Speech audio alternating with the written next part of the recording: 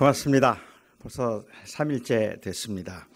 여러분과 함께 말씀을 같이 나눌 수 있어서 너무 행복했고 또 말씀을 사모하고 그 하나님의 제자로 살아가기 위해서 애쓰시는 여러분들을 보면서 제게도 많은 도전이 되었습니다. 제가 고등학교 3학년 때 부흥회를 한번 참석했는데 그때 부흥사 목사님이 하신 그 말씀이 아주 충격적인 말이었습니다. 그 당시 부흥사 목사께서 말씀하시기를 예수 믿고 3년 안에 부자 못 되면 예수 헛믿었다. 그 얘기했습니다. 예수 믿고 3년 안에 부자 못 되면 예수 헛믿은 것이다 하고 그렇게 이야기를 해서 그때 고등학생 때 제가 조금 충격을 받았었는데 사람들이 부자가 되기 위해서 예수를 믿는다고 말하는 사람은 그리 많지 않을 겁니다. 하지만 아마도 많은 분들이 예수를 믿으면 그러면 형통하게 되거나 부자가 될 것을 기대하기는 하는 것 같아요. 그러니까 예수를 믿으면 모든 일이 다 잘 풀리고 잘 될 것이라고 생각을 하는데 예수를 믿는데도 어려움이 있고 고난이 있고 그리고 시련과 병이 있으면 사람들은 내가 도대체 예수를 믿는데 왜 이런 일이 있을까 의심을 하게 되고 의문을 갖게 되고 때로는 신앙을 거의 버리는 그러한 경우도 있는 것을 볼 수 있습니다. 아마도 우리가 그렇게 생각하는 데는 지금까지 우리가 많이 들었던 말이 재물을 하나님의 축복이라고 생각하고 건강을 하나님의 축복이라고 생각했기 때문인 것 같습니다. 재물이 하나님이 주시는 축복입니까? 저는 재물이 하나님께로부터 왔다는 사실은 인정하지만 그럼에도 불구하고 일반적으로 사람들이 이해하는 축복은 아니라고 생각해요. 그러니까 재물을 많이 갖게 되거나 건강하거나 아니면 삶이 형통한 것이 하나님께서 주신 축복은 아니라는 말입니다.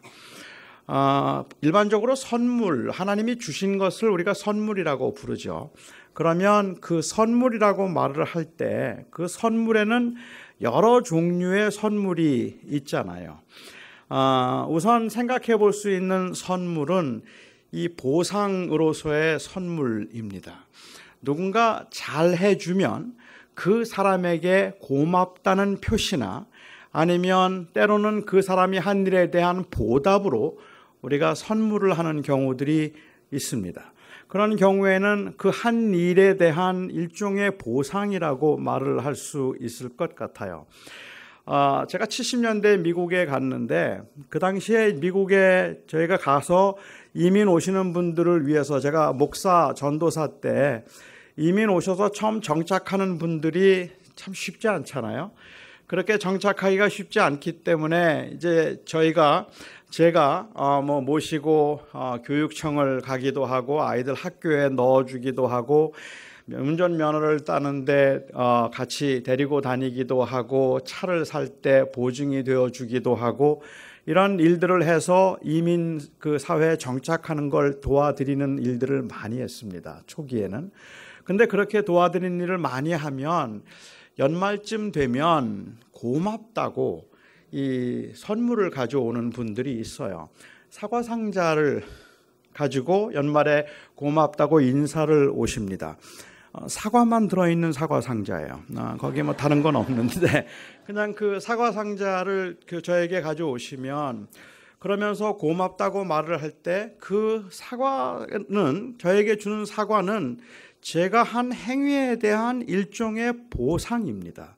그렇기 때문에 그 사과를 제가 혼자 다 먹어도 그래도 아무 말하지 않아요. 그거를 나누어 줘야 될 사명을 느낀다든지 아니면 그것을 가지고 제가 무슨 좋은 일을 해야 될 것을 기대하는 것이 아니라 그동안 수고하셨습니다. 이렇게 해줘서 고맙습니다 하고 준 선물이기 때문에 제가 마음대로 먹어도 됩니다. 그렇죠? 어느 때는 하나님께서 주신 재물을 이와 같은 보상이라고 생각하는 경우들이 있는 것 같아요. 그러니까 하나님이 주신 축복이라고 말을 하지만 이 축복이라는 것이 결국은 내가 한 행위에 대한 하나님께서 주신 보상이라고 생각을 한다는 거예요. 11조 했더니 하나님이 복을 주셨다. 매일 새벽마다 하나님 앞에 기도했더니 하나님께서 복을 주셔서 이렇게 잘 되게 하셨다. 내가 하나님 앞에 충성하고 열심히 선교했더니 하나님께서 나에게 복을 주셔서 사업을 번창하게 하셨다. 이렇게 우리가 말을 한다면, 그렇다면 내가 지금 누리고 있는 것들은 사실은 하나님을 내가 섬기고 하나님 앞에 그렇게 열심히 했더니 하나님께서 나에게 주신 일종의 보상인 거예요. 그러니까는 그것을 내가 어떻게 사용하든지 괜찮아요. 내 마음대로 써도 하나님이 주신 선물이니까, 잘해서 주신 것이니까. 어떤 사람들은 생각할 때 나는 별로 한 게 없는데, 나는 11조도 잘하지 못했고, 그리고 나는 새벽 기도도 잘 나가지 못했는데, 그런데 이상하게 잘 돼요. 그런 사람도 있어요. 그렇게 잘 되면 이게 왜 이렇게 잘 될까 생각해 보다가 그 원인을 겨우겨우 찾아내는 것이 우리 할머니가 옛날에 기도를 많이 해가지고 우리 할아버지가 열심히 봉사를 해서 그래서 내가 이렇게 복을 받는가 보다라고 생각을 해요. 저는 그 생각이 귀한 생각이라고 생각되기는 하지만 그럼에도 불구하고 정말 그럴까 하는 데 있어서는 의문이 많이 생깁니다. 제가 그것이 의문이 생기는 이유는 그렇게 내가 11조를 하고 봉사를 했더니 하나님께서 축복하셔서 나에게 재물을 주었다고 간증하는 사람들 못지않게 아무리 11조를 하고 헌신을 해도 안 풀리는 사람들이 있더라고요. 정말 열심히 섬기는데 그런데 잘 안 되는 사람들도 있더라고요. 그러니까 11조를 하면 저는 그 11조가 하나님이 나의 주님이시고 내가 소유하고 있는 모든 것이 하나님의 것입니다라는 그러한 믿음의 고백으로, 그리고 헌신의 그 표현으로 우리가 11조를 한다면 몰라도 이게 복을 받기 위한 비결이라고 이야기한다면 사실은 11조에서 모두가 다 복을 받는 건 아니에요. 그렇게 복을 받은 사람들만 간증시켜서 그래요. 그런데 열심히 11조 하고 그리고 새벽 기도도 꾸준히 나가고 몇 년을 했는데도 불구하고 안 되는 사람들도 있더라고요. 그렇지 않습니까? 그런 경우는 어떤 건가요? 왜 하나님이 그렇게 해주지 않으실까라는 의문이 생기지 않겠습니까? 선물의 종류를 이야기할 때 또 다른 한 종류의 선물을 말하자면 이 사랑의 표현으로, 사랑의 표시로 선물을 주기도 합니다. 서로 사랑하는 사람들이 있으면 그 사랑을 표현하기 위해서 선물을 주지 않습니까? 사랑하는 사람들끼리. 하나님께서 우리에게 주신 재물이나 건강을 하나님이 우리를 사랑하셔서 주신 그러한 그 보상이라고 그렇게 생각하는 경우도 있는 것 같아요. 정말로 그럴까 하는 것을 좀 생각해 보고 싶습니다. 사랑하는 사람에게는 선물을 주고 싶습니다. 저도 사실은 사랑하는 사람에게 선물을 받고 싶어요. 그리고 사랑의 그 표현을 보고 싶은 거죠. 그래서 저는 뭐 다른 거는 별로 원하지 않는데 제 생일이 되면 저희 어머님, 제 아내, 저희 아이들에게는 선물을 받고 싶습니다. 그래서 저희 어머니에게 특별히 선물을 받고 싶은데 생일날 선물을, 만일 선물을 보상이라고 생각한다면 제가 저희 어머님께 선물을 해야 되잖아요. 그렇죠. 이렇게 잘생긴 아들을 낳아주셨는데 그런데 이렇게 잘생긴 아들을 낳아주셔서 너무 고맙습니다 하고 제가 선물을 해야 되는데 제 생일날은 제가 저희 어머님께 선물을 하는 것이 아니라 저희 어머님이 저에게 선물하세요. 그 이유는 그것은 보상으로 주는 선물이 아니라 사랑의 표현이기 때문에 그런 거죠. 그러니까 저는 저희 어머니에게 지금도 선물을 받고 싶어요. 제가 지금 신고 다니는 구두도 저희 어머님께 받은 선물이에요. 제가 이 생일이 되면, 근데 제가 금년에 60인데 지금 저희 어머님께 생일 선물 뭐 해줄 거냐 그럴 수는 없잖아요. 그러니까 저는 아주 교묘하게 제가 저희 어머님께 제 생일을 기억나게 해드리죠. 생일이 되기 한 일주일, 2주일 전쯤에서 전화를 드려서 어머니 세월이 참 빨라요. 다음 주면 내가 벌써 환갑이네. 어쩌면 이렇게 세월이 빨라요. 그러면 눈치가 빠른 저희 어머니는 선물 사달라고 하는구나 하고 아시고 뭘 사줄까라고 말씀을 하십니다. 이 경우에는 사랑한다는 표현이에요. 그런데 종종 우리는 이 선물, 이 재물을 하나님께서 사랑하신다는 사랑의 표현으로 생각하는 경우들이 종종 있는 것 같아요. 그래서 이 뭐 큰 사업을 하거나 아니면 좋은 집에 이사를 가서 이 입주를 하게 되면 그때 하는 간증 가운데 나는 참 아무것도 아닌데도 불구하고 하나님께서 나를 특별히 사랑해 주셔서 이렇게 좋은 집을 주셨다라고 그렇게 간증을 하는 걸 들을 수가 있어요. 근데 그런 간증을 들으면 그 간증에 무슨 악의가 있는 건 아닌데 저는 그 간증을 들으면서 마음이 그렇게 편안하지는 않아요. 하나님께서 특별히 사랑하셔서 그렇게 좋은 집을 주셨다면 그럼 다른 사람들은 뭐가 되지? 하는 생각이 드는 거예요. 왜 다른 사람들은 사랑하지 않으실까? 저희가 처음 미국에 갈 때만 하더라도 미국을 기회의 나라라고 생각하고 그 당시에 경제적으로 한국이 좀 어려웠기 때문에 70년대 이 미국에 오신 분들은 기회의 나라에 특별한 기회로 왔다고 생각을 했던 것 같아요. 그렇기 때문에 그 당시 이민 오신 분들이 교회에서 기도를 할 때 장로님들의 기도를 들으면 장로님의 기도 가운데 심심치 않게 나왔던 그 기도의 내용이 뭔가 하면 하나님, 지금도 한국에서는 여전히 가난하게 사는 사람들이 많고 아프리카에는 여전히 굶어 죽는 사람들이 많은데 하나님이 저희들을 특별히 사랑하셔서 이렇게 젖과 꿀이 흐르는 미국 땅으로 인도해 주심을 감사합니다 하고 그렇게 기도했던 적이 그런 기도를 어렵지 않게 들었거든요. 근데 그런 기도를 들을 때 저는 청년 때도 좀 석연치 않았던 것이 하나님이 그렇게 특별히 사랑하시면 그러면 조국에 있는 사람들은 하나님이 사랑하지 않는다는 말인가? 아프리카에 있는 사람들은 하나님께서 사랑하시지 않는다는 말인가? 하나님이 나를 사랑하셔서 건강을 주셨다라고 말하면 그러면 건강하지 않은 사람들은 하나님이 사랑하지 않는 사람이라고 말해도 괜찮을까? 그때 하나님이 이렇게 저희를 축복하셔서 이 젖과 꿀이 흐르는 미국 땅으로 인도하심을 특별히 사랑하셔서 이렇게 이곳을 인도하심을 감사합니다라고 기도했던 많은 분들이 지금 다 한국 와서 살고 있더라고요. 한국에서 살기 좋다고 생각을 해서 그런 건지도 모르겠다는 생각을 합니다. 그러니까 정말로 재물이라는 것이 그냥 하나님이 사랑하시기 때문에 주신 사랑의 표현이라고 생각한다면 그건 석연치가 않다는 거예요. 왜냐하면 사실은 하나님을 정말로 사랑하며 사는 사람들 중에 고난을 경험하면서 사는 사람들이 있고 정말 어렵게 사는 사람들이 많이 있거든요. 그렇게 어렵고 힘들게 사는 사람들은 하나님이 사랑하지 않는 걸까? 잘 되고 형통한 사람들은 하나님이 특별히 사랑하셨다고 말할 수 있을까?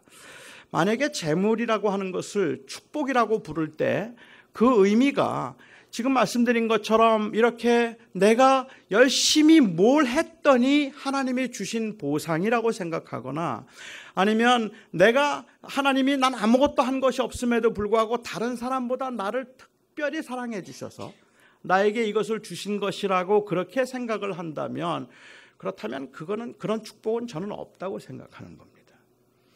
제가 아마 여기까지 이렇게 말씀을 드리면 아마도 여기에 계신 분들 중에 교회 생활을 오래 하신 분들은 조금 혼란스러우실 거라고 저는 생각해요. 그 이유가 구약 성경을 보면 하나님을 사랑하는 사람들에게 하나님께서 복을 주셔서 형통하게 하시고 잘 살게 하셨거든요. 그리고 그 약속과 보상이 약속에 대한 이 보증이 확증이 있거든요. 아브라함도 부자였고 이삭도 부자였고 야곱도 부자였고 욥도 부자였고 다니엘도 부자였고 그리고 요셉도 형통했으니까 하나님을 사랑하는 사람들은 모두가 다 형통하고 장수했는데 그 재물과 그리고 그 수명이 하나님의 축복이 아니라고 말하는 것은 무슨 말이냐라고 이의를 제기하실지도 모르겠어요.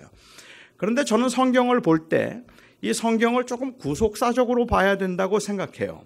그러니까는 그 구약에 하신 말씀이 신약에 와서 어떻게 완성되고 어떻게 성취되었는가 하는 것을 잘 보아야 한다는 말입니다. 구약에 있는 그 사건들이 예수님께서 오심으로 완성된 것들이 있습니다. 그 중에 하나가 제사예요. 구약에 있는 백성들은 하나님 앞에 제사를 드리고 나올 때 하나님 앞에 나올 때마다 짐승을 잡아서 짐승의 피를 뿌려서 하나님 앞에 나왔습니다. 그런데 예수님께서 오심으로 이제 그 구약의 짐승들이 상징하고 있던 그 피, 죽음과 그리고 또한 그 제물이 되는 것과 대제사장의 그 기능을 예수님께서 완성하셨습니다.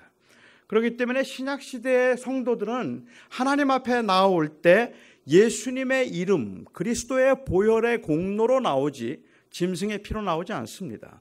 이제는 더 이상은 우리가 짐승을 잡지 않아요. 왜냐하면 구약에 말씀하신 그 짐승이 예표했던 그것이 바로 예수 그리스도를 통해서 완성되었기 때문에 그렇습니다. 또한 그 구약에 있는 것이 신약에 완성된 또 다른 하나의 개념이 있다면 제가 이야기하는 바로 성전인 것 같아요. 이스라엘 백성들이 이스라엘 백성들이 애굽에서 나와서 광야 생활을 할 때 하나님께서는 모세에게 성막을 짓도록 하셨습니다. 여기에 성막을 짓도록 하신 것은 성막을 짓도록 하시면서 하나님께서 모세와 맺은 언약은 무엇인가 하면 나는 네 하나님이 되고 너희는 내 백성이 되리라. 이것이 바로 그 언약입니다. 그리고 하나님께서 그들의 백성이 된다고 하는 하나님의 임재를 이스라엘 백성들은 무엇으로 경험을 했는가 하면 성막으로 경험을 했어요. 그러니까는 성막은 하나님이 계신 곳이에요. 하나님이 임하시고 하나님이 그들 가운데 계시다는 것을 그 하나님의 임재를 경험하는 것이 바로 성막이었단 말입니다. 그리고 이스라엘 백성들이 이 가나안에 들어가서 가나안에 정착했습니다. 그렇게 정착하고 난 다음에 다윗 왕 때부터 그 소원했던 것은 성전을 짓는 일입니다. 이제는 더 이상 유리하거나 방황하는 백성이 아니기 때문에 한 땅에 정착하고 난 다음에는 성막 대신에 성전을 지었습니다. 그들이 성전을 지은 것은 바로 하나님이 그들 가운데 계시다는 뜻이에요. 그리고 그들이 하나님을 섬기는 하나님의 백성이라는 의미였기 때문에 그 이스라엘 백성들에게 성전은 굉장히 중요하고 거룩한 곳이었다는 말입니다.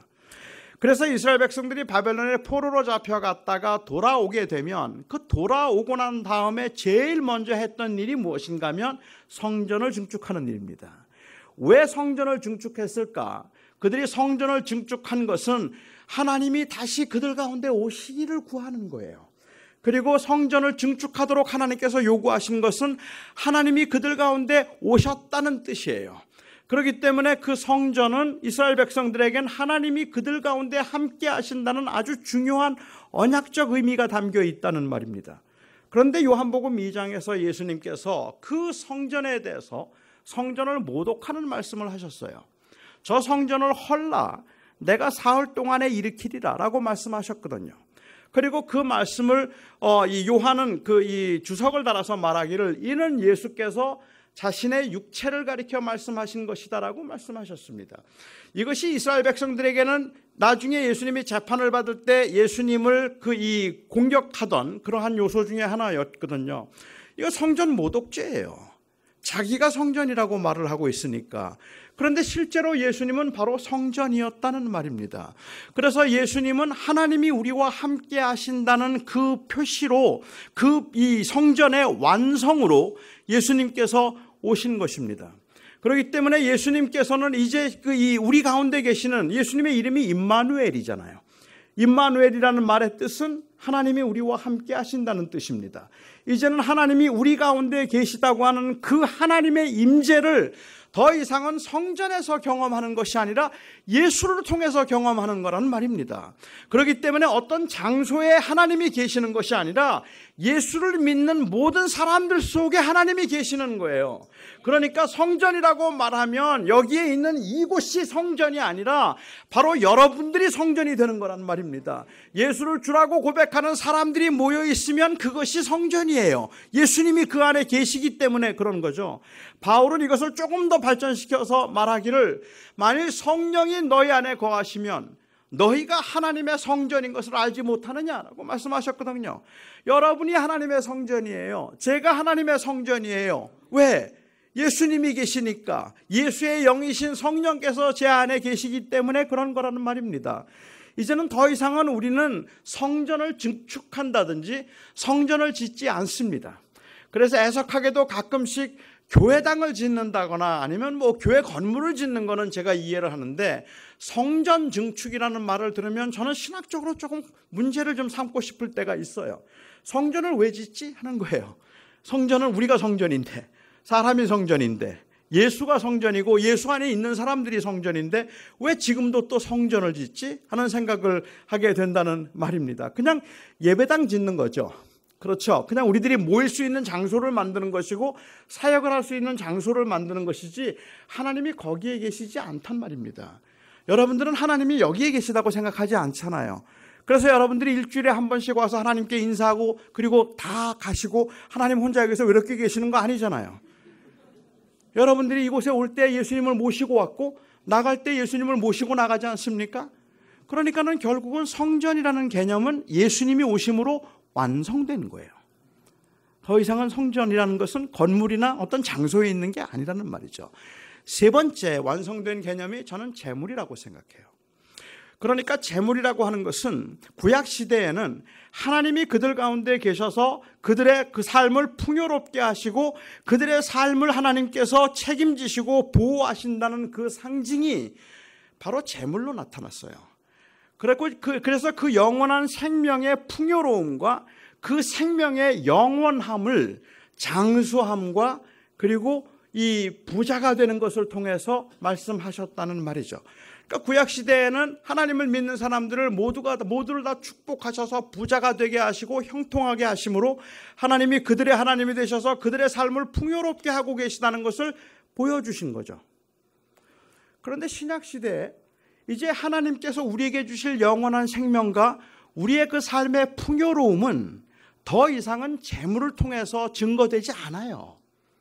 이제 신약 시대는 예수를 통해서 안단 말이에요. 예수가 내 안에 있으면 그게 행복인 거예요. 예수가 내 안에 계시고 예수가 내 안에 나와 함께 동행하시면 가난해도 행복인 거예요. 예수님이 내 안에 계시면 그것으로 하나님이 나를 사랑하시고 나와 함께 하신다는 것을 알게 되었다는 말입니다. 구약 시대에는 그 예수님이 오시기 전까지는 재물이 많아야 하나님이 나를 사랑하시는 걸 알았어요. 그리고 오래 살아야 하나님이 나를 사랑하시는 걸 알았어요. 그런데 신약 시대에 들어와서는 이제 예수님께서 오심으로 비록 가난해도 비록 그리고 내가 그 질병 가운데 있다 할지라도 하나님이 나를 사랑하신다는 것을 가장 확실하게 알 수 있는 것은 뭔가? 바로 예수예요. 예수가 내 안에 있으면 그 예수 때문에 행복한 거죠. 그렇죠? 그래서 제가 알고 있는 바로는 신약 성경에서는 하나님이 하나님을 사랑하는 사람들에게 복을 주셔서 부자가 되게 하셨다는 기록이 없어요. 오히려 신약 성경에는 가진 것을 팔아서 가난한 자에게 나눠주라. 그래도 괜찮아요. 내가 비록 가난해도 내가 비록 병이 들어 있어도 나는 하나님이 나를 사랑하신다는 걸 조금도 의심하지 않아요. 그 이유는 예수 때문이에요. 하나님이 그 아들 예수를 우리에게 주셨기 때문에. 그래서 이것은 완성된 거예요. 그러니까 신약 시대에 하나님이 사랑하는 사람들에게 복을 주신다? 그건 아닌 것 같아요. 비록 가난한 사람이라 할지라도 그 사람도 복받은 사람이에요. 예수가 그 안에 계시면. 그렇지 않습니까? 그러면 재물은 뭘까요? 저는 재물은 축복이라고 말할 때 이 말은 단순히 보상도 아니고 사랑의 표현도 아니고 성경에서 말하고 있는 또 다른 한 종류의 은사가 있다고 생각해요.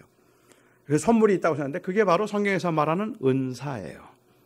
성경에서 은사라고 말할 때 이것이 바로 하나님이 주신 선물인데 그런 관점에서 제가 그냥 신학적으로 이해하기에는 재물, 건강, 기회, 여건이나 환경들 이건 모두 다 은사예요. 하나님이 주신 선물이죠. 그런데 이 선물에는 특징이 있어요. 은사에는 특징이 있는 거죠. 첫 번째 은사의 특징 중에 그 특징이 뭔가 하면 하나님께서 은사를 주실 때 고린도서 12장에 보면 하나님은 그 은사를 뜻대로 성령께서 그 뜻대로 나누어 주신다라고 이야기를 해요. 그러니까는 은사를 주시는데 하나님이 주시는 은사의 분배가 공평하지 않습니다. 하나님이 뜻대로 주시는 거예요. 어떤 사람에게는 많이 주시고 어떤 사람에게는 적게 주세요. 이거는 누가 노력해서 많이 받는 게 아니라는 사실에 대한 인식이 저는 굉장히 중요하다고 생각을 하는데 그렇지 않게 되면 돈을 많이 번 사람은 자꾸 돈을 적게 번 사람을 정죄해요. 게을러서 그렇지, 못나서 그렇지, 시대를 읽지 못해서 그렇지 아닐 거예요. 물론 게으른 사람도 있죠. 물론 미련한 사람도 있고 낭비를 많이 하는 사람도 있어요. 그런데 모든 사람들이 그런 게 아니더란 말이에요. 정말 열심히 사는데 참 안 되는 사람들이 있어요. 정말 성실하게 살아가는데 잘 되던 그 사업처도 그 사람만 하면 안 돼요. 근데 그 사람이 게을러서가 아니에요. 이상하게 돈이 안 붙는 사람들이 있더란 말입니다. 아닌가요?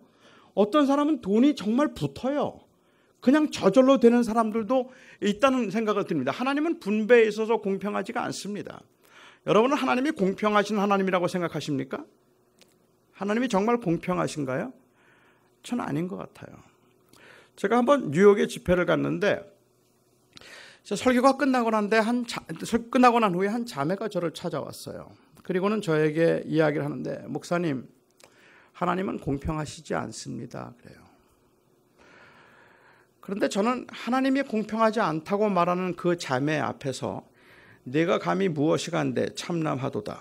내가 진흙으로 이 토기장이가 그 진흙으로 무엇을 만들든지 토기장이의 뜻대로 할 수 있거늘 내가 무엇이간데 감히 하나님을 공평치 않다 말하느냐, 이렇게 말할 수가 없었어요. 왜냐하면 저에게 그렇게 말하던 그 자매는 뇌성마비 장애를 가지고 있는 자매였습니다.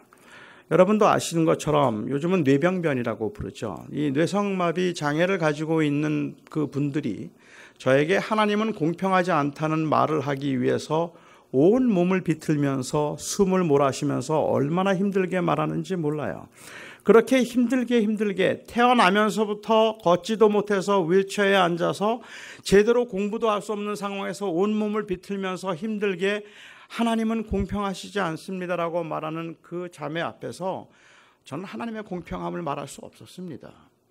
하나님은 공평하시지 않습니다. 하나님은 어떤 사람은 정말로 나면서부터 고난 가운데, 가난 가운데 아주 어려운 환경에서 살게 만드는 사람들이 있고, 태어나면서부터 금수저로 정말 고생하지 않고 모든 일들을 다 형통하는 사람들이 있어요. 어떤 사람들은 다 가졌고 어떤 사람은 아무것도 갖지 않은 것 같아요. 이런 세상에서 하나님의 공평함이 단순히 없는 사람들에게 축복하셔서 있는 사람을 이기도록 하기 위한 것이라고 한다면 저는 세상이 너무 불공평하다는 생각이 든다는 말입니다. 제가 이제 제일 아쉽고 섭섭하게 생각하는 말 중에 하나가 뭔가 하면, 저도 제가 장애인이기 때문에 그럴 텐데, 이 인간 승리라는 말이에요. 인간 승리라는 프로그램이나 인간 승리에 관한 이야기를 보면 저는 좀 섬찟할 때가 좀 있기도 하고, 그리고 좀 억울하다는 생각이 좀 들 때가 있어요. 왜냐하면 그건 굉장히 귀한 일이죠. 그러나 그 장애인들에게 그 장애인이 가지고 있는 장애 가운데 부족함을 있는 그대로 받아주고 인정하려고 하는 것보다도 오히려 자꾸만 그 사람들에게 너도 헬렌 켈러가 될 수 있어라고 얘기를 해요. 너도 헬렌 켈러가 될 수 있어. 이 말은 그 장애인들이 헬렌 켈러가 되지 않으면 가치가 없다는 뜻인 것처럼 들린다는 말이에요. 그런데 이 세상에 헬렌 켈러는 한 명이에요. 모든 사람들이 헬렌 켈러가 될 수 있는 게 아니에요. 모든 사람들이 인간 승리를 할 수 있는 그러한 건 아니라는 말입니다. 제가 결혼을 했는데 한국에 저희 처갓집은 한국에 있었어요. 근데 저희 장모님은 그 당시에 꽤 유명한 이 분 중에 한 분이었습니다. 무남동녀 외동딸이었고 한국에서는 좀 알려져 있는 집안의 딸이었는데, 제가 이제 결혼을 해서 결혼식을 한국에서 했습니다. 결혼식이 끝나고 났는데 한 분이 저를 찾아왔어요. 피로연 때 저를 찾아와서 저에게 말하기를 정립회관이라고 하는 곳이 있다 그래요. 여러분 혹시 아시는지 모르겠는데 이 소아마비 장애인들을 재활하는 그러한 그 회관인데 제법 큰 것 같아요. 아마 그 정립회관의 이사장이라는 분이 저를 찾아와서 자기가 너무 감동을 받았다는 거예요, 오늘. 그러면서 저한테 그 정립회관에 와서 간증을 해달라 그래요. 그 학생들에게 용기를 좀 주면 좋겠다. 그래서 와서 용기를 주고 간증을 좀 해달라는 이야기를 들었습니다. 근데 그 말을 딱 듣는 순간에 우선 첫 번째로 저는 좀 불쾌감을 느꼈죠. 왜냐하면 그분이 생각할 때는 제가 장애인인데, 그런데 한국에 잘 나가는 집안의 딸과 결혼을 한 것이 제가 무슨 복 받은 줄 아나 봐요. 저는 지금 제가 억울하게 결혼을 했다고 생각하고 있고 제가 손해를 많이 봤다고 생각을 하는데, 그런데 그 사람들이 보기에는 제가 뭐 복 받은 줄 아는지 너무 잘 됐는데 와서 그걸 간증을 좀 해달라. 그래서 우선은 기분이 좀 나빴고, 그 다음에 또 하나는 제가 생각할 때 이걸 복이라고 생각하는 것도 문제가 있지만, 나는 이렇게 해서 이런 사람들과 결혼을 하고 나는 이렇게 성공했다.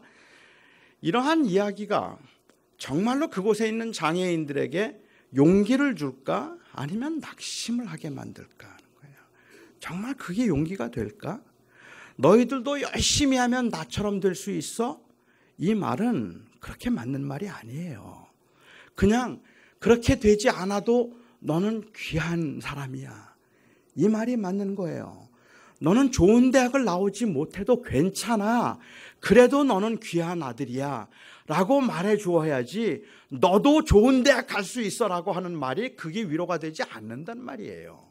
그런데 우리는 자꾸만 그런 열악한 환경에 있는 사람들에게 너도 될 수 있어, 너도 할 수 있어 라는 말을 위로인 것처럼 말하는데, 그게 얼마나 낙심되게 만드는 말인가를 생각하지 못하고 있는 것 같다는 생각이 들더라는 말입니다. 예수님께서도 마태복음 25장에 보면 달란트의 비유를 말씀하시면서 분배가 공평치 않다는 것을 암시하셨어요. 어떤 사람에게는 5을 주셨고, 어떤 사람에게는 2를 주셨고, 어떤 사람에게는 1를 주셨어요. 물론 예수님은 그런 의도에서 말씀하신 것은 아니지만, 저는 예수님께서 말씀하신 이 5과 2과 1도 좀 섭섭해요. 기왕이면 좀 더 쓰시지. 그래서 그냥 5과 3과 2이었더라면 얼마나 좋았을까. 이제 혼자 그런 생각을 하는 거예요. 왜냐하면 그 5을 가진 사람이 최선을 다해서 남길 수 있는 것을 그 예수님의 비유에서는 배를 남겼다고 해요. 그렇죠? 그러니까 5 가진 사람이 할 수 있는 최선이 10을 만드는 거겠죠. 그러면 2 가진 사람이 할 수 있는 최선은 뭘까요? 2를 남기는 거예요. 이 말은 뭐 주님은 그런 의도가 아니었겠지만, 제가 그냥 볼 때는 이 말은 바꿔서 얘기하면 2 가진 사람이 죽도록 노력해도 5개 가진 사람 못 이겨요. 그런데 이 세상이 그래요. 여러분 아시죠? 아무리 애를 써도 이길 수 없어요. 안 돼요. 제가 한번 시카고에 집회를 갔는데, 그 시카고 한인 사회에서 가장 돈이 많다는 어느 장로님하고 이제 같이 이 시내를 다닐 기회가 있었어요. 뭐 다른 사람들이 그래요. 근데 같이 이렇게 길을 가는데 그 장로님이 저에게 그렇게 말씀하시더라고요. 목사님, 저는 이렇게 차를 타고 지나가면 돈이 보입니다. 그래요. 그래서 제가 이분하고는 나는 게임이 안 되겠구나 하는 생각을 했어요. 저는 돈이 안 보여요. 그런데 그분은 지나가면 그냥 저건 돈이 되겠구나, 저게 되겠구나, 이게 다 떠오른대요. 그게 되는데 어떻게 이길 수 있겠어요, 그런 사람들을. 그러니까 사실은 어떤 사람은 좋은 환경에, 좋은 배경에, 그리고 좋은 머리와 모든 사람들이 좋아할 만한 성품을 지니고 태어난 사람도 있고, 어떤 사람은 아주 열악한 환경에서 버겁고 힘들게 그냥 겨우겨우 연명해야 될 만큼 아무것도 갖지 못한 사람도 이 세상에 있단 말이에요. 그런데 우리가 주님께서 보실 때는 하나님이 공평하지 않은 이유는 적어도 분배에서는 그렇다는 말이죠. 제가 그 자매에게 그렇게 얘기했습니다. 내 생각에도 하나님은 공평하지 않은 것 같다. 하나님은 너한테 1달란트도 안 주신 것 같다. 반달란트나 주셨을까? 반달란트 주셨다. 하나님은 너한테 반달란트 주신 것 같다. 그런데 하나님의 공평함이 어디에 나타나는지 아니? 하나님은 우리에게 몇 개를 주셨는가를 정확하게 알고 계시는 분이고, 주신 것의 배 이상을 하나님은 기대하지 않으신다. 하나님이 너에게 반달란트를 주셨으면 하나님은 내가 반달란트를 남기면 되는 거야. 세상 사람들은 몇 개 가졌는가 하는 것으로 그 사람의 가치를 평가해요. 그런데 하나님은 몇 개를 남기셨는가로 그 사람의 가치를 평가한단 말이에요. 그러니까 두 개 가진 사람이 열심히 해서 2개를 남겨서 4개가 되고 8개 가진 사람이 술렁술렁해서 4개 남겨서 5개 가진 사람이 술렁술렁해서 3개 남겨서 8개가 되면 2개 갖고 열심히 한 사람보다 배를 가지고 있지만 주님 앞에서는 2개를 가진 사람이 착하고 충성된 종이고 5개를 가진 사람은 악하고 게으른 종이 되는 거예요. 세상에 볼 때는 많이 가졌다 할지라도 하나님 앞에 책망받을 사람들이 있단 말이에요. 그냥 무조건 그걸 축복이라고 생각하고 아무것도 하지 아니하고 그걸 소유하고 있으면 그것은 하나님 앞에 나중에 책망받을 일이 될 수도 있다는 말이죠. 그 자매는 아마도 1달란트도 받지 못한 것 같아요. 세상 사람들이 보기에는 정말 불쌍한 사람이에요. 하지만 하나님은 그에게 1달란트를 주셨지만 1달란트만 기대하세요. 그냥 열심히 살면 돼요. 우리가 이 세상을 살아가면서 이렇게 살아가는 게 너무도 버거운 이유가 있다면 이 험한 세상에서는 적어도 우리가 살고 있는 세상에서는 한 사람의 가치를 그 사람이 뭘 가지고 있는가 하는 소유와 그 사람이 누구인가 하는 신분에 의해서 결정하려고 해요. 그런데 하나님께서는 그 소유와 신분을 보지 않으세요. 그렇다면 하나님은 공평하시잖아요. 하나님의 공평함은 분배해서 나타나는 것이 아니라 주신 것을 기억하시고 그것을 가지고 최선을 다해서 살아가는 삶을 아름답다고 말씀하시는 데 있다는 말이죠. 우리는 다만 이 험한 세상에서 세상의 기준 때문에 하나님께서 우리에게 기대하는 게 그게 아님에도 불구하고 자꾸 하나님을 원망하는 거죠. 왜 나는 이것밖에 안 주셨느냐고, 하나님이 공평하지 않다고 생각을 하는 것 같습니다. 두 번째, 은사의 특징을 이야기하면 성경에서는 은사를 이야기하면서 고린도전서 12장에서 말씀하실 때 너희는 더욱 큰 은사를 사모하라 라고 그렇게 말씀을 하셨어요. 근데 은사 중에 제일 큰 은사가 뭘까요? 사람들은 생각하기를 사랑이 제일 큰 은사라고 생각을 해요. 그런데 정말 사랑이 은사입니까? 저도 사랑이 은사였으면 좋겠어요. 장로님이 저에게 목사님 그 아무개 집사님 좀 사랑해 주세요. 그럼 제가 죄송합니다. 제가 은사가 없어서 이러면 되잖아요. 그러면 사랑하지 않아도 되는 거잖아요. 그렇잖아요. 그런데 성경에 제가 이해하는 바로는 사랑은 은사가 아니에요. 여기에서 제일 더욱 큰 은사를 사모하라는 말이 우리 한글 성경에 애석하게도 단수로 기록되었는데 이건 복수입니다. 너희는 더욱 큰 은사들을 사모하라. 그런데 본유적으로 더 큰 은사가 있어서 그 큰 은사를 사모하라는 이야기를 하고 있는 건 아닌 것 같아요. 고린도 교회는 그 당시에 방언 때문에 교회가 시끄러웠습니다. 방언을 하는 사람들과 하지 않는 사람들 사이에서 계속 분쟁이 있었던 것 같아요. 그런 그 교회에 바울이 이 편지를 보내면서 12장 그 끝부분에 가서 보면 다 선지자겠느냐, 다 사도겠느냐, 다 선지자겠느냐, 다 교사겠느냐, 다 병 고치는 자겠느냐, 다 능력 행하는 자겠느냐, 다 예언하는 자겠느냐, 다 방언하는 자겠느냐, 다 통역하는 자겠느냐. 대답은 아니라는 거예요. 그렇죠? 그러니까 뭐가 더 크다는 이야기를 하고 있는 것이 아니라 아니라고 이야기해요. 그러면서 너희는 더욱 큰 은사들을 사모하라. 내가 너희에게 제일 좋은 길을 보여주겠다. 그리고 나서 그 유명한 고린도전서 13장 사랑에 관한 말씀을 하시기 때문에 사람들은 이 사랑이 은사인 줄 아는 거예요. 그렇지만 사랑은 더 좋은 것을 더욱 큰 은사를 사모하라고 말씀하시면서 더욱 큰 은사들을 사모할 수 있는 제일 좋은 길로 사랑을 말씀하시는 거죠. 사람이 천사의 말을 한다 할지라도 사랑이 없으면 울리는 꽹과리가 되고 사람이 산을 옮길 만한 믿음이 있다 할지라도 사랑이 없으면 그건 아무것도 아니라, 여기서 지금 말씀하시는 것은 사랑과 방언, 사랑과 믿음을 대조하면서 사랑이 방언보다 크고 사랑이 믿음보다 크다는 이야기를 하시는 게 아니란 말입니다. 여기서 지금 대조가 되어 있는 것은 사랑과 방언이 아니라 사랑이 있는 방언과 사랑이 없는 방언을 대조하는 거예요. 사랑이 있는 믿음과 사랑이 없는 믿음을 대조하는 거죠. 그러니까 결국은 하나님께서 우리에게 주신 은사가 있는데 그 은사를 더욱 큰 은사로 만들 수 있는 제일 좋은 길이 뭔가? 사랑으로 행하는 것이다. 사랑이 무엇입니까? 사랑은 오래 참고 온유하며 자랑하지 않고 교만하지 않고 무례하게 행하지 않고 자기의 유익을 구하지 않는 것, 그게 바로 사랑이다 말씀하시죠. 그러니까 이렇게 말씀하시는 거죠. 하나님이 너에게 방언의 은사를 주셨느냐? 그러면 그 은사가 큰 은사가 되게 하라. 어떻게 하면 그 은사를 큰 은사가 되게 할까요? 방언 받았다고 자랑하지 말고, 교만하지 말고, 무례하게 행하지 말고, 그리고 자기의 유익을 구하지 말아라. 그러면 그 은사가 큰 은사 된다 말씀하시는 거죠. 하나님이 너에게 가르치는 은사를 주셨느냐? 그러면 그 은사가 큰 은사 되게 하라. 어떻게 해요? 제일 좋은 길은 그 가르치는 것 가지고 교만하지 말고, 자랑하지 말고, 무례하게 행하지 말고, 그것 가지고 자기의 유익을 구하지 말아라. 하나님이 너에게 재물을 주셨느냐? 그러면 그 재물이 큰 은사 되게 하라. 어떻게 하면 재물이 큰 은사가 될 수 있을까요? 교만하지 말아야죠. 그것 가지고 자랑하지 말아야죠. 그걸로 무례하게 행하거나 다른 사람들을 무시하거나 아니면 그걸 가지고 자기의 유익만 구하면 그건 안 되는 거죠. 그렇죠?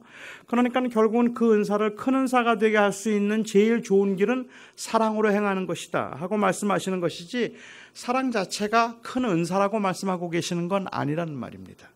하나님이 우리에게 얼마를 주셨든지 간에 어떤 사람에겐 많이 주셨고 어떤 사람에겐 적게 주셨지만 우리에게 주신 사명은 달라 해서 하나님이 안 주신 것을 달라고 받아내는 게 우리의 사명이 아니에요.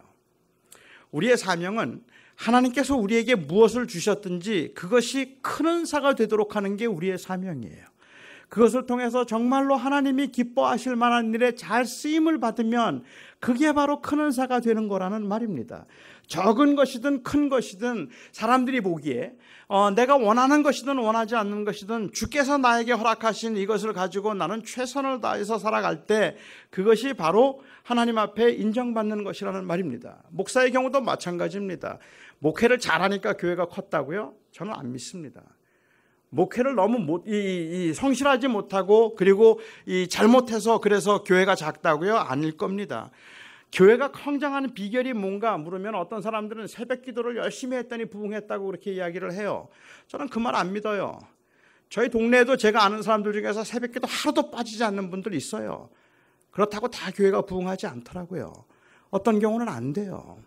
그러니까는 결국은 교회가 크고 작고 되는 것은 하나님의 손에 있는 거예요. 하나님께서 크게 하실 수도 있고 적게 하실 수도 있는데 하나님이 적게 하시든 크게 하시든 우리에게 주어진 사명은 무엇인가 하면 내게 맡기신 그 사명이 큰 은사가 되게 하는 게 우리의 사명인 거예요. 이것 가지고 교만하면 안 되는 거예요. 이것 가지고 자기의 유익을 구하거나 자랑하면 안 되는 거예요. 겸손하게 하나님의 나라를 위해서 섬기고 쓰임을 받을 때 그때 그게 유익한 게 되는 거고 큰 은사가 된다는 말입니다. 나는 이렇게 했더니 교회가 성장했더라. 여러분 그런 말 믿지 마세요. 그런 거 없어요. 그냥 주님의 뜻이 계획이 거기에 있을 뿐이에요. 크게 하셨으면 내가 잘나서 축복하셨다고 말하지 말고 하나님께서 이 사랑의 교회를 만일 더 성장시키셔서 정말로 크게 만드신다면 하나님이 이 주변의 그 많은 교회들 중에 우리 교회를 특별히 사랑하셔서 하나님께서 크게 만드셨다고 말하지 말아야 합니다. 그렇게 말씀하시면 주변에 있는 사람들 다 상처받아요. 그렇지 않습니까? 오히려 크게 하시면 하나님이 우리 교회를 통해서 하실 일이 있는가 보다 이렇게 생각해야 돼요. 하나님이 우리 교회를 통해서 하실 일이 있어서 이렇게 키우시는구나, 성장시키셨구나라고 생각해야지 우리를 너무 사랑하셔서 아니면 우리가 기도를 더 열심히 해서 그래서 남들보다 더 잘된 것처럼 생각하면 안 된단 말입니다. 그런 건 아닌 것 같아요. 그런 의미에서 세 번째로 제가 생각할 수 있는 은사라는 것은 단순히 무엇을 할 수 있는가 하는 것의 문제가 아니라 은사는 바로 하나님께서 은사를 주신 목적은 언제나 섬김이에요. 주님의 몸된 교회와 하나님의 나라를 섬기도록 하기 위해서 하나님께서 주신 것이 은사입니다. 그러니까 우리는 종종 은사를 재능이라고 생각하거나 무슨 능력이라고 생각하는 경우가 종종 있는 것 같아요.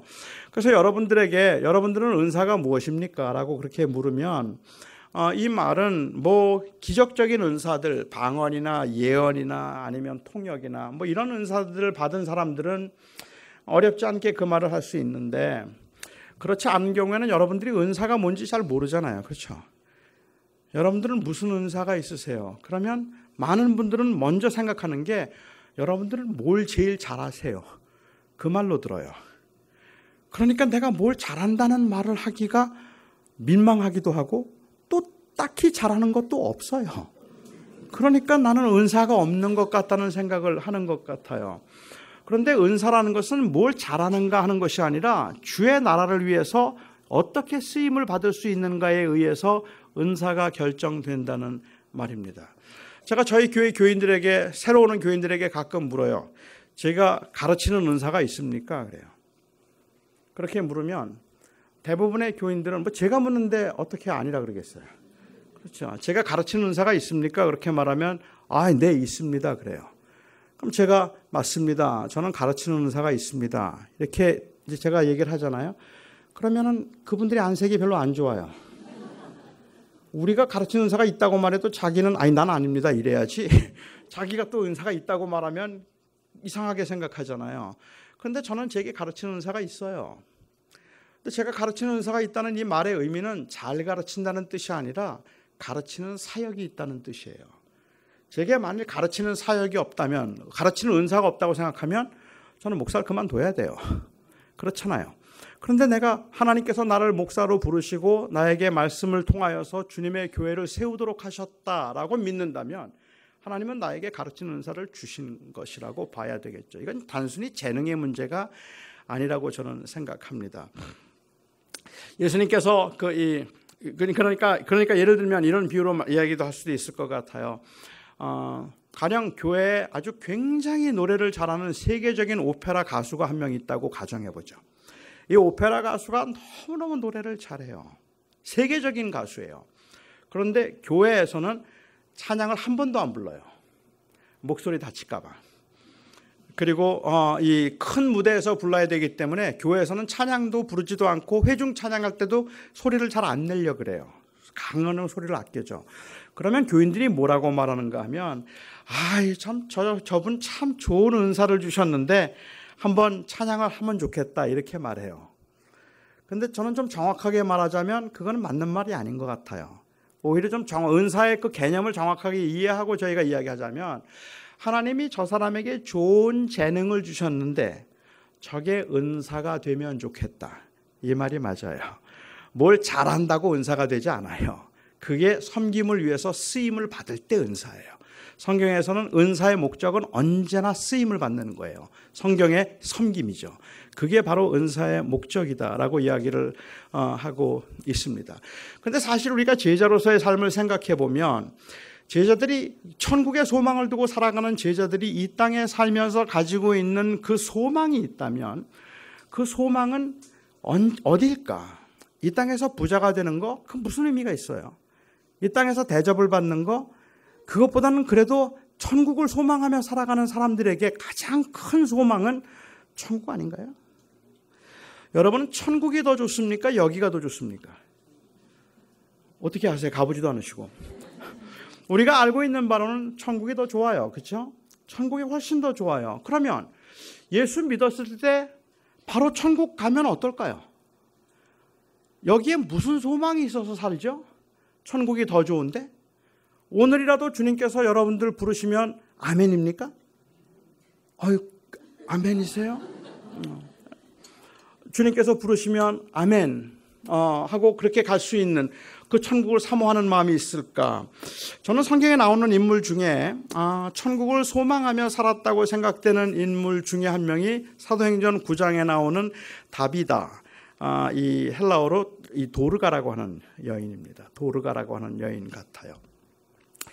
여기에 이 도르가라고 하는 여인이 누구였을까에 대해서는 크게 두 가지 해석이 있습니다. 한 가지 해석은 도르가는 굉장히 부유한 여인이었는데 교회에서 가난한 과부들을 위해서 사역을 했던 사람이라고 생각하는 그 입장이 있고, 또 다른 한 해석은 이 도르가가 굉장히 가난하고 그리고 또한 불쌍한 과부였는데 교회에서 구제를 해서 교회에서 그 구제 사역을 감당하던 경건한 그리스도인이었다고 하는 입장입니다. 제가 두 번째 입장에 그에 근거해서 한번 말씀을 좀 드려보면, 이야기를 좀 만들어 보자면 이렇습니다. 도르가의 경우에 있어서는 저희가 짐작할 때는 만약에 그렇다면, 그 두 번째 그 해석이 맞다면 도르가는 과부 중에 참 과부입니다. 이것도 무슨 말인가? 과부면 다 과부지. 진짜 과부는 누가 진짜 과부예요? 어떤 과부가 진짜 과부일까요? 디모데서에 있는 말씀하고는 조금 시간적인 차이가 있긴 하지만 디모데전서에 있는 말씀에 의한다면 교회에서 참 과부, 너희는 과부를 경대하되 특별히 참 과부를 경대하라는 말씀이 있어요. 그런데 이 참 과부는 어떤 사람이 진짜 과부인가 하면 60세가 넘어서 돌보아줄 가족이 아무도 없는 사람이에요.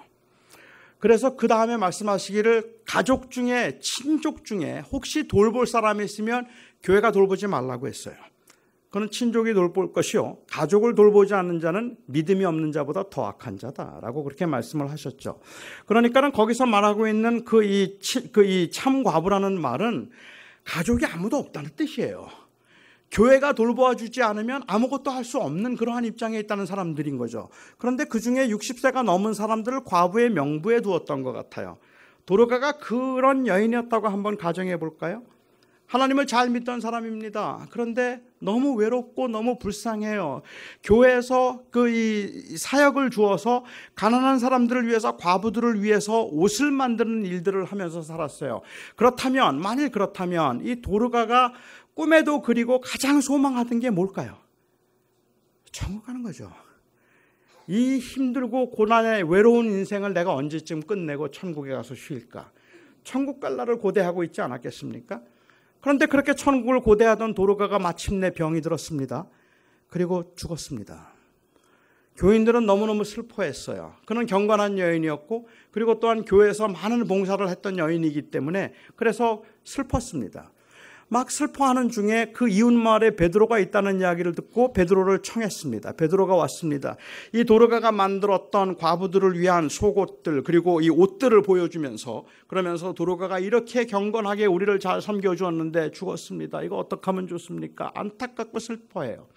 그 모습을 불쌍히 여겨서 베드로가 다 나가라고 하고 도르가를 위해서 간절하게 기도했습니다. 할렐루야. 죽었던 그가 살아났어요. 죽었던 도르가가 다시 살아났습니다. 그런데 이걸 도르가의 입장에서 한번 생각해 보세요. 도르가는 꿈에도 그리는 게 천국이에요. 천국 가서 살고 싶었어요. 빨리 천국 가고 싶었어요. 그리고 마침내 죽었어요. 그리고 그 영혼이 그 몸을 떠나서 천국으로 막 들어가는데 천사들이 나팔을 불고 그리고 도르가야 잘 왔다 수고했다 천사들이 환영을 해주면서 그 영광스러움 가운데 생각했던 것보다 더 아름다워요. 이제 천국문으로 막 들어가려고 주님을 만나러 들어가려고 하는데 안에서 천사가 하나 나오는 거예요. 못 들어간다 그래요. 아니 내가 왜 못 들어갑니까? 내가 지금 주님을 만나러 왔는데 왜 못 들어갑니까? 그랬더니 안 돼. 베드로의 영빨이 너무 세다. 베드로가 너무 세게 기도를 해서 우리가 너를 도로 돌려보내기로 했다. 그러니까 도로 가라. 도로 가라. 그래서 그 이름이 도르가예요. 가라 그래서 그 천국문 앞까지 갔던 도르가가 다시 돌아왔습니다. 그 영혼이 육체로 들어왔습니다. 눈을 떴습니다. 낯선 남자가 앉아 있습니다. 제 시나리오대로 한다면 이 도르가가 눈을 뜨고 난 다음에 앞에 있는 낯선 남자가 베드로인 걸 알았겠죠. 그렇다면 그 베드로를 보면서 죽었던 나를 살려주셨군요 하고 막 그렇게 감사했을까요? 아니면 째려봤을까요? 지금 내가 막 들어가려고 그러는데 이제 막 안식을 시작하려는데 당신 뭐 한 거야? 왜 나를 또 살려준 거야? 아마 언짢았을 것 같아요. 저는 그렇게 하고 도르가가 다시 살아나서 몇 년 더 살았을까요? 1년? 2년? 그러면 천국 갔다 왔기 때문에 뭐 부잣집에 재혼해서 잘 살았을까요? 제가 볼 때는 한 1년, 2년 살다가 아마 또다시 고난 가운데 외로움 가운데 살다가 다시 죽었을 겁니다. 도르가에겐 좋은 일이 하나도 없어요. 그런데 그 성경 그 9장 마지막 절에 보면 아마 의미심장한 말씀이 나오는데 그건 뭔가 하면 도르가가 다시 살아남에 많은 사람들이 두려워하여 주를 믿었더라. 도르가가 살아난 이유는 도르가를 위해서가 아닙니다. 도르가가 살아난 것은 도르가는 천국 간 게 좋아요. 하지만 그가 다시 살아난 것은 많은 사람을 믿도록 하기 위해서예요. 더 많은 사람들이 그 살아남을 통해서 주님을 믿게 하기 위해서. 이게 우리가 이 세상에 살아가는 이유예요. 제자들이 이 세상에 살아가면서 무슨 부귀영화를 누리겠다고 이 땅에서 그렇게 살겠습니까? 천국이 더 좋은데. 그런데 우리에게 주어진 그 마지막 호흡까지도 최선을 다하는 이유가 있다면 제자이기 때문이에요. 하나님께서 나를 통하여서 아직도 하실 일이 남아있고 하나님께서 나를 통해서 아직도 하시는 일이 있다고 생각하기 때문에 마지막 호흡까지도 우리는 최선을 다하는 거예요. 지금 같아서는 몸도 병들고 기력도 없고 아무런 소망도 없어 보이고 점점 약해지고 가난하고 힘들고 다른 사람들에게 의존하는 게 싫어서 천국 좀 보내주세요라고 하는 그 마음이 간절한 사람조차도 우리에게 주어진 그 마지막 호흡도 소중하게 여기는 것은 제자이기 때문이에요. 하나님께서 나를 통해서, 나는 비록 알지 못하지만 하나님이 나를 통해서 하나님이 하시는 일이 있다고 믿기 때문에 그런 거라는 말입니다. 저는 심지어는 우리가 가지고 있는 그 연약과 가난, 저는 심지어는 이 장애까지도 사실은 하나님께서 사용하시는 은사라고 저는 생각합니다. 첫날 제가 말씀드렸던 것처럼 저는 생후 8개월 될 때 소아마비 장애인이 되었습니다. 그러니까 제 평생 한 번도 저는 비장애인이었던 적이 없습니다. 제가 소아마비 장애를 가지고 평생을 이 장애를 가지고 살아가면서 제 마음속에 가지고 있었던 이 알지 못한 그런 열등감들 때문에 저는 항상 강하려고 했던 것 같아요. 이 험한 세상에서 내가 강하지 않으면 내가 살아나지 못한다는 생각을 해서 열심히 공부도 했고 또 열심히 사람들하고 잘 어울리려고 애를 쓰기도 하고 남들이 하는 운동은 다 해보려고 하고 남에게 약한 모습을 보여주지 않으려고 굉장히 애를 많이 썼습니다. 그러니까 제가 학교를 다니면서도 제가 제일 싫었던 게 누가 와서 가방 들어다 준다는 말이에요. 그건 내 약함을 보여줬다는 말이니까.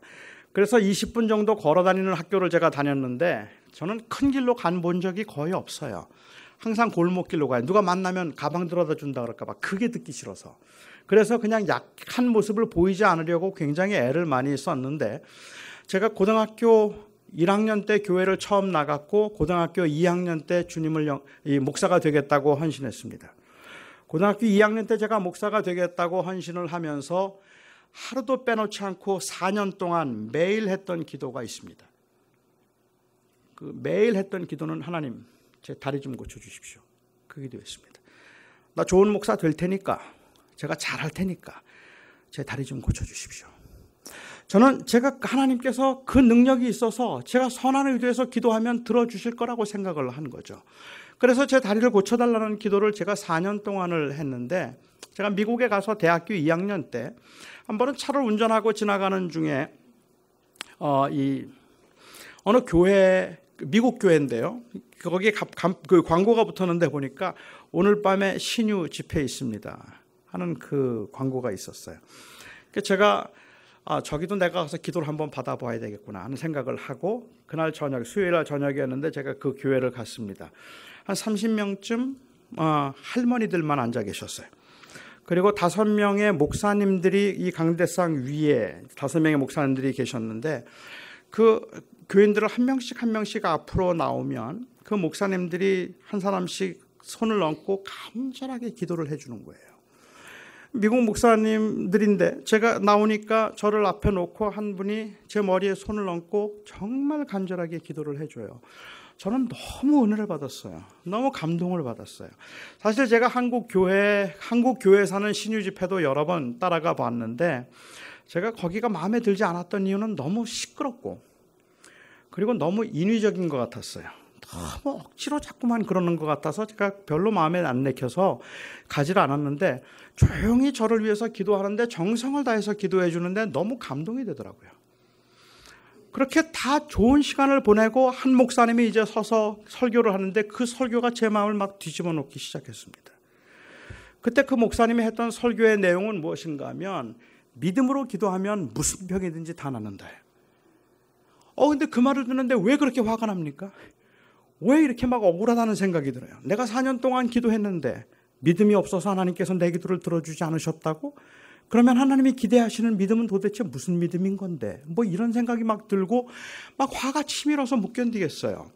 설교가 예배가 다 마치고 난 다음에 제가 목사님을 찾아갔습니다. 그리고 미국 목사님에게 제가 물었어요. 목사님 정말로 믿음으로 기도하면 무슨 병인지 다 낫습니까?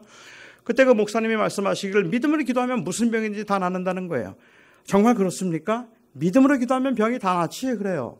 저는 그때 바울 이야기하고 싶었어요. 바울에게 육체의 가시가 있었잖아요.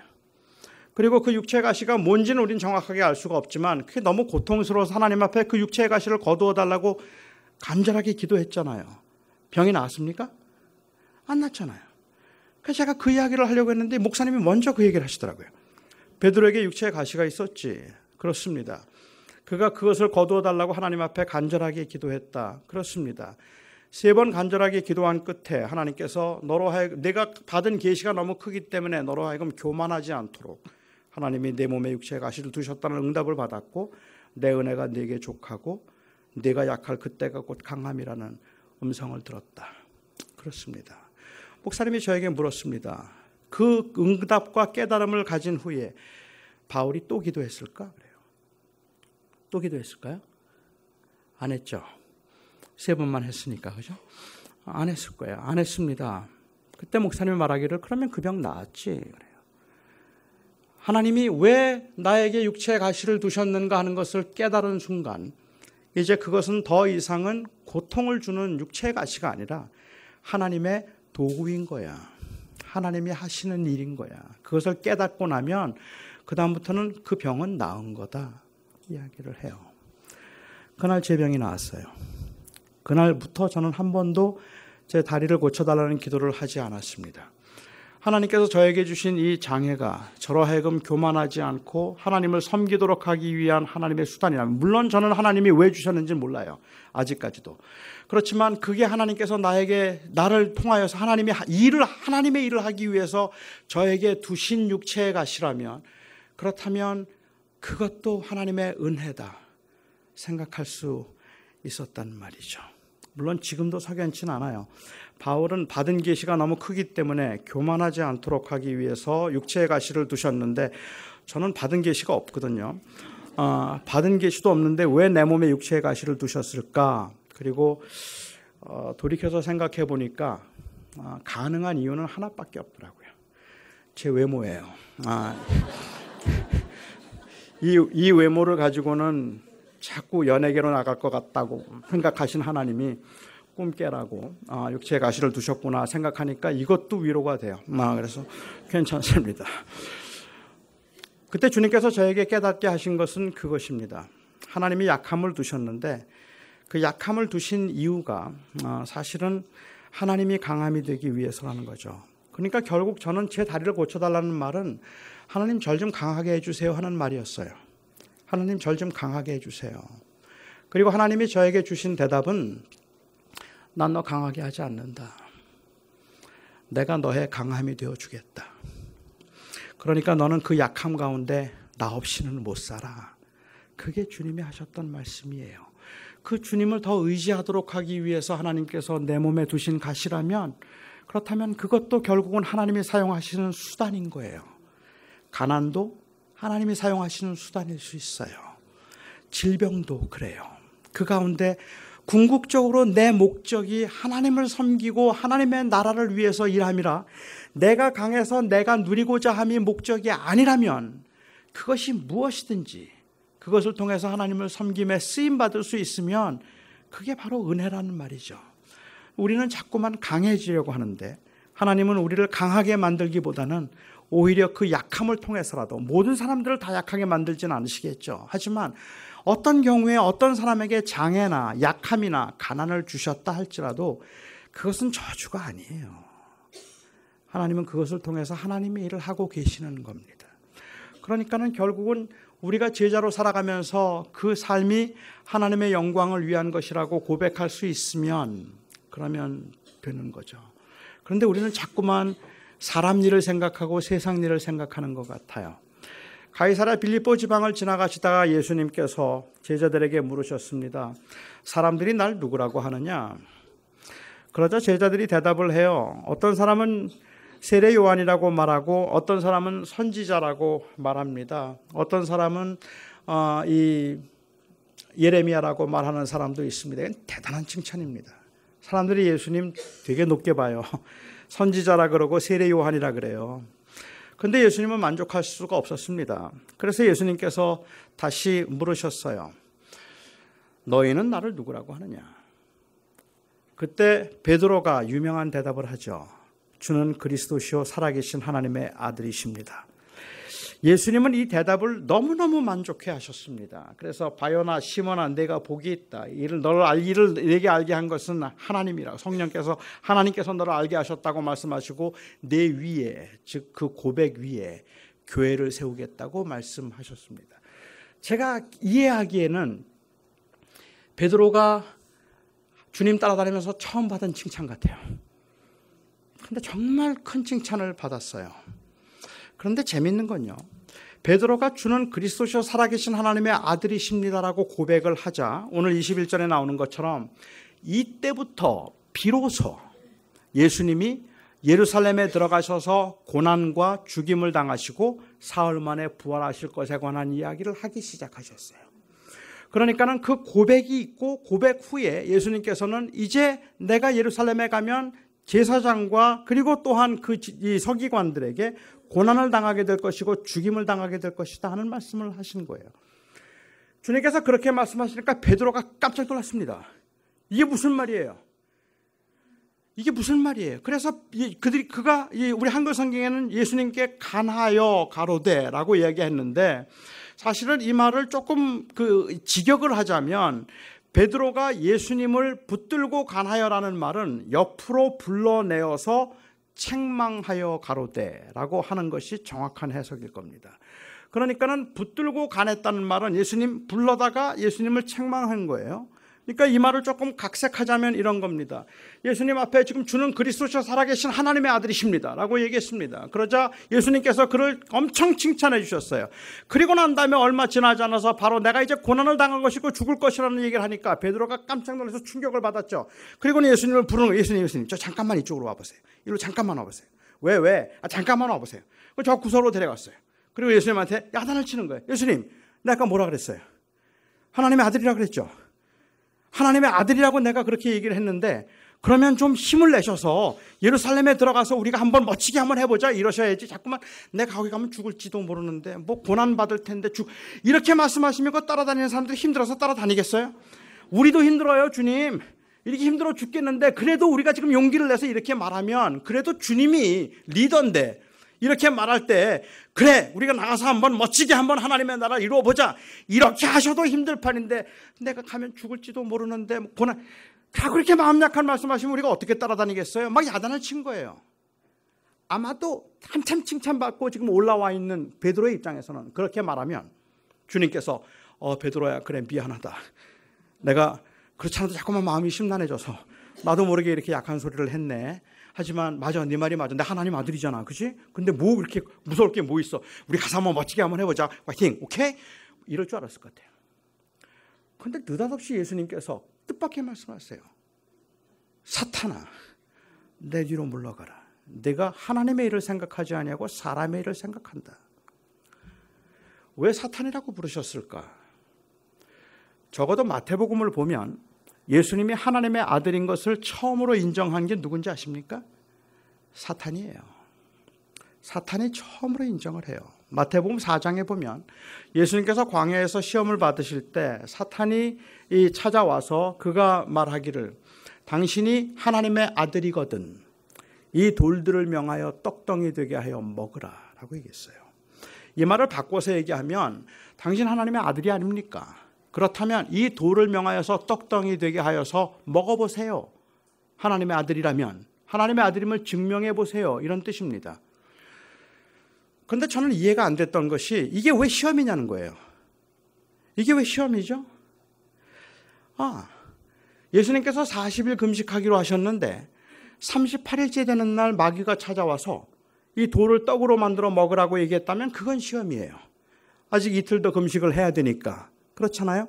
그런데 마귀가 찾아온 건 금식 후예요. 그리고 마귀가 떠나자마자 천사가 와서 수종을 들었다고 했는데 먹을 걸 드렸다는 의미일 겁니다.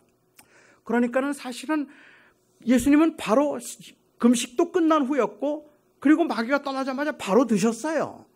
그러면 하나님의 아들인데 돌을 떡으로 만들어 먹으면 되잖아요. 그게 왜 시험이죠? 금식 끝났는데?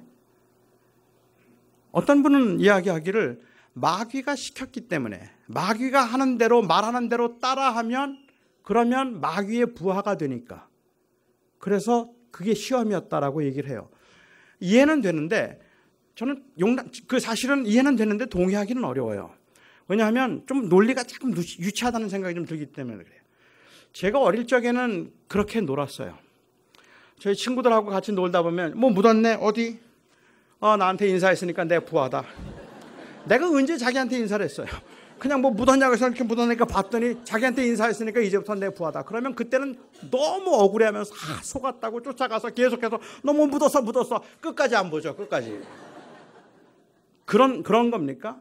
예수님 마귀가 찾아와서 예수님에게 하나님의 아들이거든 이 돌을 명하여 떡덩이 되게 하여 먹어봐라. 예수님은 하나님의 아들이십니다. 그럼 하나님의 뜻들은 뭐었어요? 그랬더니 내가 시킨 대로 했으니까 내 부하네. 그리고 막 예수님이 막 속았다고 억울해하고 뭐 이러는 건가요? 아니잖아요. 오히려 반대 아닙니까? 내가 하나님의 아들이거든 이 돌을 명하여 떡덩이 되게 하여 먹으라. Certainly. 예수님은 하나님의 아들이에요. 돌을 떡으로 만들어서 드셨습니다. 마귀가 뭐라 그럴까요? 진짜구나. 하나님의 능력을 보여줄 수 있는 때예요. 그런데 이게 왜 시험이죠? 그것은 예수님이 마귀의 의도를 알았기 때문이에요. 지금 마귀가 강조하고 있는 것은 내가 하나님의 아들이 아니냐는 말이에요. 너 하나님의 아들이 아니냐. 하나님의 아들인데 왜 그 영광을 버리고 이 땅에 와서 고난의 길을 가려고 하느냐는 말이에요. 무엇 때문에 십자가의 길을 가려고 하느냐는 말이에요. 십자가의 길 가지 말고 그냥 영광 중에 능력을 행하면서 영광 중에 그냥 하늘에 머물러 있으라. 그 이야기를 하는 거죠. 그리고 예수님께서는 그 의도를 아셨기 때문에 그 유혹을 물리치실 수밖에 없었던 거예요. 돌을 떡으로 만들어 먹으라는 그 말 앞에 주님께서는 사람이라고 얘기하시죠. 마귀는 계속해서 내가 하나님의 아들이어든 뛰어내리라. 내가 하나님의 아들이어든 돌을 떡으로 만들어 먹으라라고 얘기하고 주님은 지속적으로 사람이 즉 이 땅에 인간으로 오셔서 그 고난과 죽음의 길을 가셔야 하는 주님께서 이제 하나님의 뜻에 따라서 하나님의 원하심을 따라서 고난의 길을 가시려고 하는데 마귀는 지금 못 가게 하는 거잖아요. 그냥 영광 중에 있으라고 얘기하는 거잖아요. 그날 만일 주님께서 돌을 떡으로 만들어 드셨다면 3년의 공생애 가운데 고난은 없습니다. 그렇죠. 제자들하고 같이 다니시면서 주님께서 제자들이 배가 고파서 제가 마을에 가서 먹을 걸 좀 가져올게요 하고 제자들이 들어가면 예수님은 살짝 풀을 뽑아서 곱창전골을 만들어 드시는 거예요. 하나님의 아들의 능력으로. 걸으면서 다른 사람들 다리 아파서 쩔쩔맬 때 예수님께서는 축지법을 쓰시죠. 하나님의 아들인데 십자가에 달린다고 그게 아프겠습니까? 하나님이 아무리 못을 박은들 하나님의 능력을 보여주시면 하나도 안 아픈 거예요. 그냥 쇼를 하는 거예요. 하고 소리만 지르는 거죠. 아프지 않을 수 있어요. 정말 그겁니까? 아니잖아요. 주님은 인간이 받으셔야 될 모든 고난을 받으셨어요. 그러니까 돌을 떡으로 만들어 먹으라는 이야기는 마귀가 했던 유혹은 십자가의 길을 가지 말라는 거예요. 그런데 베드로가 똑같은 말을 하잖아요. 주님, 이게 무슨 말입니까? 내가 하나님의 아들이라고 하지 않았습니까? 그런데 어찌하여 고난을 말씀하십니까?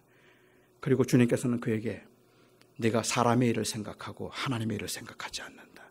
그래서 그 예수님을 유혹했던 마귀와 똑같은 그 마음에서 하고 있다는 거예요.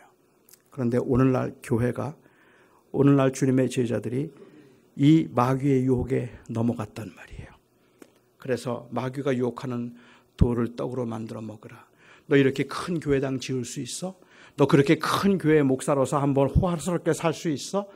물론 하나님의 아들인데, 그리고 하나님의 아들이라는 이름으로 큰 교회당을 지어놓고 그야말로 장관실보다 더 의리한 목사실에서 회전의자 굴리면서 하하 내가 성공했지, 하나님의 은혜로 복받아서 이렇게 성공한 거야 라고 말하고 있으면 예수님께서는 그 모습을 보시면서 가슴 아파하시고 마귀는 낄낄거리면서 네가 속았다라고 말하고 있는 거예요.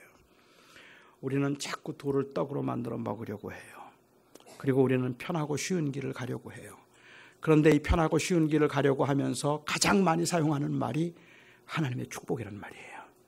하나님께서 나에게 복을 주셔서 이렇게 잘 살게 하셨다고 말하고 그 가운데서 사명을 느끼지 않는단 말이에요.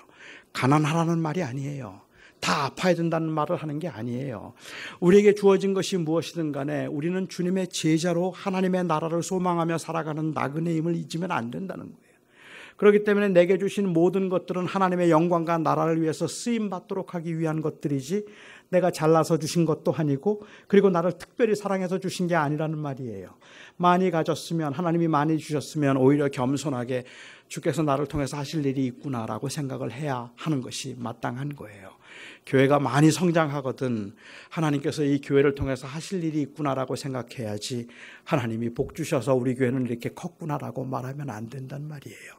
그러니까 우리가 복을 받았다고 이야기하고 그 재물이, 건강이, 성장이 아니면 좋은 환경이 하나님의 복이라고 이야기를 할 때, 하나님의 선물이라고 이야기를 할 때 저는 그 하나님의 선물이라는 말이 그냥 하나님이 하나님의 뜻을 위하여서 우리에게 두신 그 하나님의 계획 가운데 하나님의 일이라고 생각한다면 저는 맞는데, 이게 마치 우리가 잘해서 받은 것이거나 우리를 사랑해서 주신 것처럼 그곳에 머물러 있으면 우리는 돌을 떡으로 만들어 먹고 있는 겁니다.